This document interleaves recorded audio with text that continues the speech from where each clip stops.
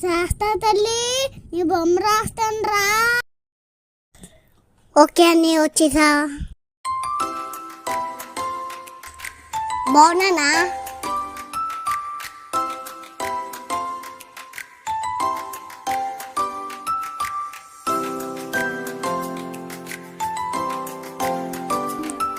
Style ఇదిగో.